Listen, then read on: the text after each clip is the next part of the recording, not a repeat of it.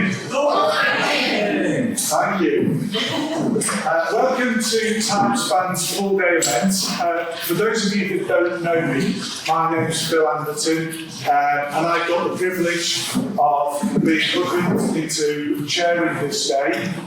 No fee, probably won't get time for lunch, probably won't get a drink of water, but I am really privileged to be here. For those of you who don't know me and why I'm here, 23 years ago I was a senior police officer who recognised the links between ADHD and crime. And if ADHD isn't treated, people have some very poor social outcomes. That started a huge piece of work that's dominated my life. And I'm now the CEO of ADHD 360, which is probably the world's biggest provider of ADHD services.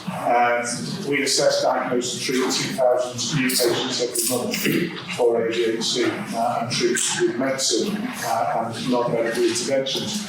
This today is really important because if we think that ADHD exists solely in our brain, then we are mistaken. The physical effects of ADHD are causing as many problems, if not more, than the classic inattention, impulsivity, and hyperactivity. Things like diabetes, coronary disease, heart attacks, strokes, people having less than active lives, poor diet, poor health that leads to poor mental health is as important to the community of people with ADHD as anything else. And the reason the genuine reason I said yes to the chair today is because ADHD below the neck is as important as ADHD above the neck. I encourage you all to buy into today, take full part in today as much as you can, and actually enjoy it as well. I walked into the hotel, the Novotel in Hammersmith late last night, and I could see the Icelandics, the Greeks, Andrea Bilbo, all with alcohol. I thought, well, this is going to be a hell of a weekend, isn't it? And so it'll be a quieter start because of the amount of alcohol they consumed last night. Well, we've got a very busy agenda. Well, let's just look at what TIMESPAN's about as we set the scene if we can. We're trying with TIMESPAN to strengthen the link between research and patients. Often research sits outside of you, and it's just done in academia. And the last line of any academic report is, and this needs more research. And the transference of research into real life is rare. There's lots of papers that do absolutely big and spot, gather dust and forward the careers of academics. This piece of work is actually bringing patients to the fore and actually making that research come alive. And for that, it should be heralded. We're going to foster more knowledge and we're going to share the engagement and empower people to understand and manage ADHD, especially with that below the neck perspective. And that is really missed out in most people's work. Across Europe, I work a lot across Europe, and especially in America, and people just don't get this. Just don't get that ADHD leads to a hell of a lot more than impulsivity, hyperactivity, and inattention. And this is a really important agenda. So when we've got co-occurring conditions, we often talk about autism, we often talk about dyslexia, dyspraxia, dyscalculia. We don't seem to talk about heart disease, heart attack, risk of stroke, diabetes, excess weight, BMI off the scale, no exercise, can't plan to shop, can't shop properly, eating fast food, eating junk food, leading an unhealthy life. We don't seem to talk about those co-occurring conditions anywhere near as much as we should. So today raises an important profile in what I think is a really important agenda. So let's get some valuable insights, let's get perspectives from everybody in the room, and hopefully you leave today as a community of people with ADHD feeling engaged. How's that sound? Yeah?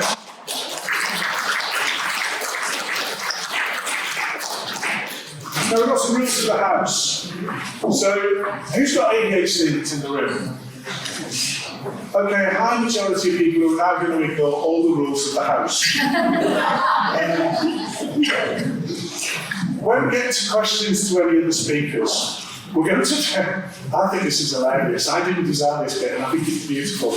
We're going to ask you to stand in an orderly line behind that microphone, rather than have a free-for-all questions from the floor. by bringing a sense of order to things, it's fair to the speakers to give them a chance to process your questions and work through them. So there's the microphone. We did see if we could get further down the room, but we can't because of the length of the lead. So embarrassingly, anybody who wants to ask a question will have to stand here in front of the whole audience. That may control some of the questions we can't be handy. So there we go. If we can use some questions. I would ask, as somebody who's spoken at many conferences and attended even more, that we show all of these hard-working people both the respect and enthusiasm for their presentations and their work that they deserve. A lot of work in the world of ADHD goes unsung. A lot of people are working really hard and don't get anything in terms of the support or recognition that they should get for the work they do. And as I look around the room, as people I've worked with over the 23 years I've been involved in ADHD across Europe and further afield. And genuinely, you don't get the recognition you deserve. So let's make today a day of recognition, a day of praise, and a day of well-being for people who are putting themselves out, getting up on this stage to talk about their passion, talk about their work. And let's have this as a day of encouragement, because let's face it, out there's not a lot of encouragement for being neurodivergent. So let's make today a healthy day for our well-being from start to finish. Our first speaker is Professor Henrik Larsson. If you don't know Henrik, then you're in for quite a treat. As an academic, he's very pragmatic, and that's quite unusual. And the pragmatism that is brought to the work that you're going to hear about today, we talked about it on Zoom meetings and face-to-face today, it is quite unique. So if I can welcome Henrik to the stage to talk about TIMESPAN, give a round of applause.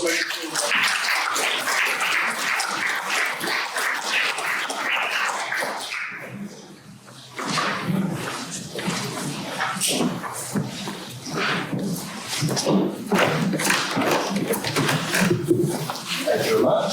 Great to be here. Great to see you. Can you hear me okay? Fantastic. So I'm Henrik Larsson, and I'm the scientific organizer of TIMESPAN. And I'm very much looking forward to the whole day, and I'm very much looking forward to kickstart this.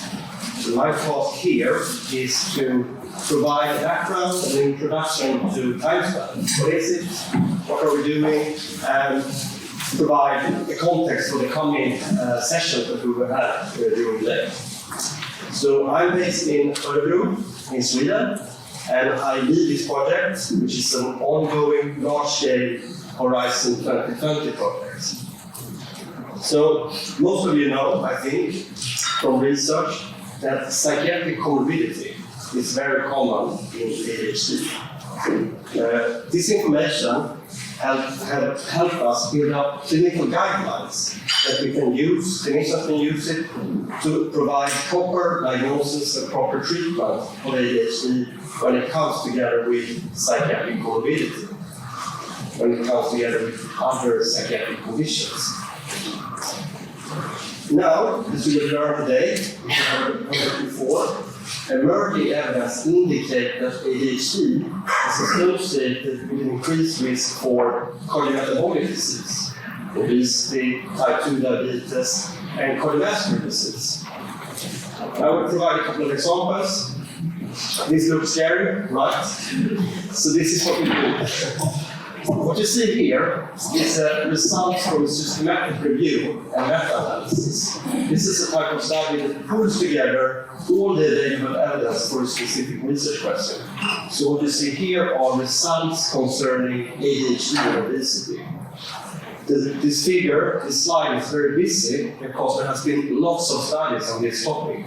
So if we pull together all the results from more than 30 studies on ADHD and obesity, it indicates that individuals with ADHD have a 1.3-fold increased risk for obesity.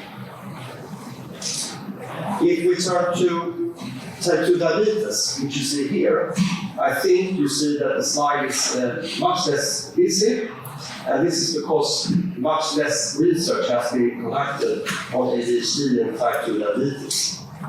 Nevertheless, a couple of years ago, we put together the available studies, and also what these studies show was 4 studies in total, was that individuals with ADHD have a twofold increased risk, a double increased risk for type 2 diabetes compared to individuals without ADHD. And finally, let's turn to cardiovascular disease. Again, a less busy slide, and that is again because fewer studies have focused on cardiovascular disease and ADHD compared to obesity. And also, as you can see here, most studies have focused on hypertension. Nevertheless, if we pull together the available evidence, it suggests a substantial increased risk for cardiovascular disease related to ADHD. So clearly, coming back to this, research indicates that ADHD is associated with cardiometabolic disease. These findings are quite new, so there is still a clear lack of detailed information in the clinical guidelines about how we should manage and handle cardiometabolic disease in those with ADHD. And that is really the overarching goal of TIMESPAN. The goal for us is to improve the management of cardiometabolic disease in ADHD. This is a picture because you can hardly see the question. But what I want to do now is to clarify what we mean. What do we mean with improve the management? So again, a quite busy slide. Relax, breathe, and I will help you through. This is what we've already talked about. ADHD is associated with psychiatric comorbidity and cardiometabolic disease. This means that individuals with ADHD every now and then need multidisciplinary treatment approaches. That in turn means that there's a need for both pharmacological and non-pharmacological treatments for several different indications. So a broad variety of different interventions are needed. Research has indicated that an approach that is characterized by a one-size-fits-all or a trial-and-error approach doesn't really work that well. It could be associated with adverse effects and treatment discontinuity.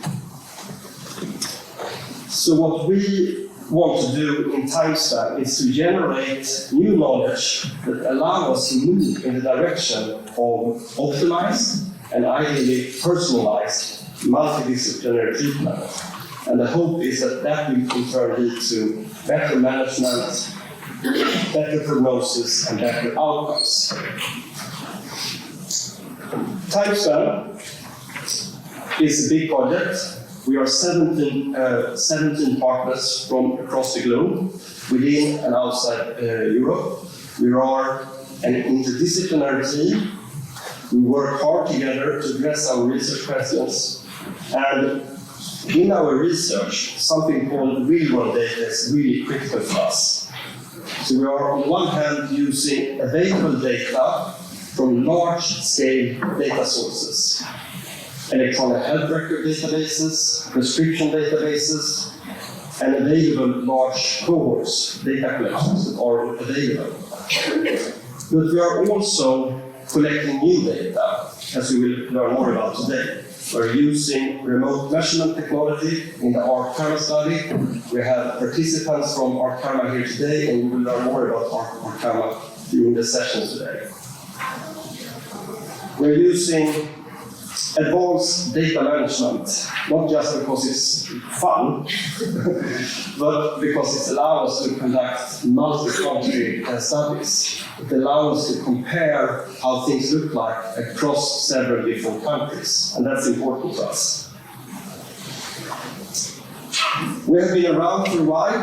I think this is the third or fourth year for TIMESPAN, and we have already reached important findings, and we want to share it with you today. And I will start just briefly highlighting a couple of key questions that we have addressed recently.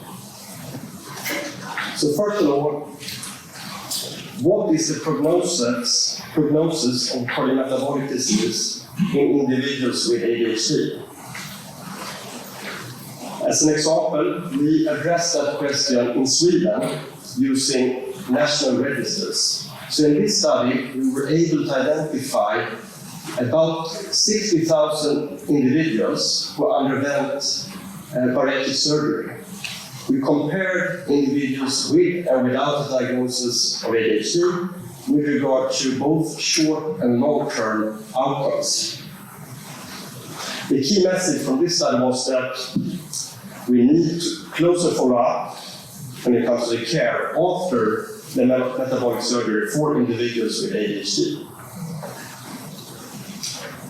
A second question that we work a lot on is what is the real-world effectiveness and safety of ADHD medication in the context of cardiometabolic disease?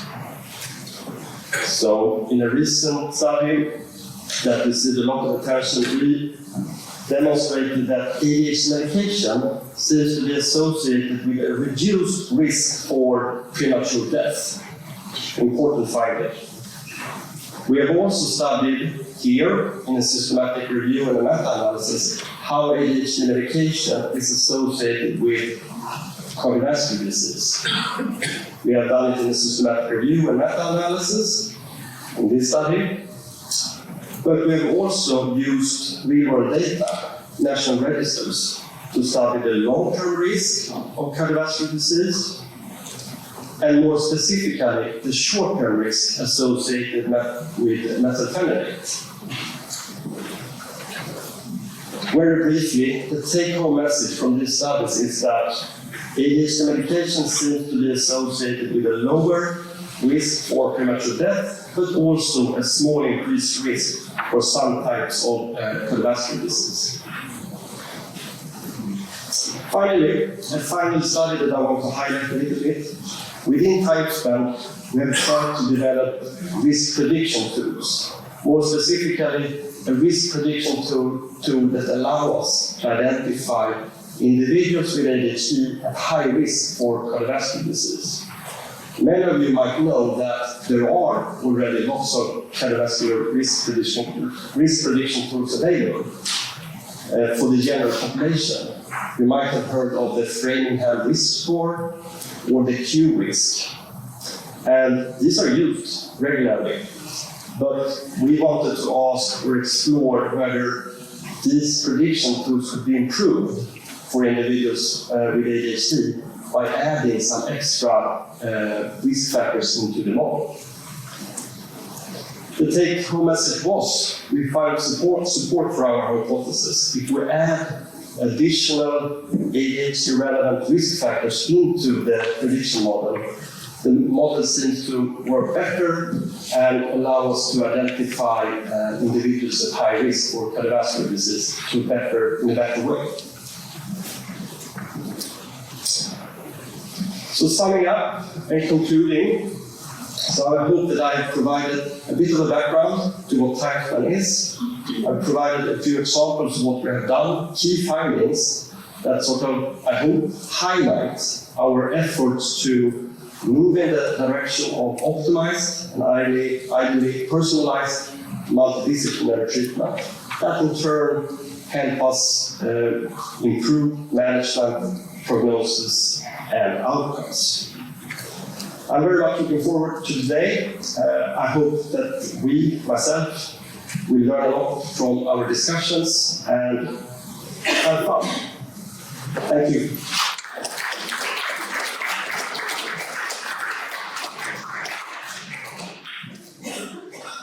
Thank you, Henrik. So we've got the scene set now. We know where we're going. I think the bottom line of what I took from that, if I can, is you've done a lot of hard work, you know a lot of big words, and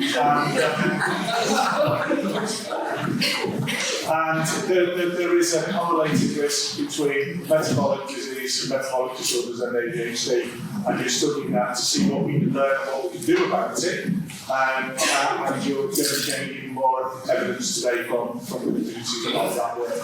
So that sets the scene well.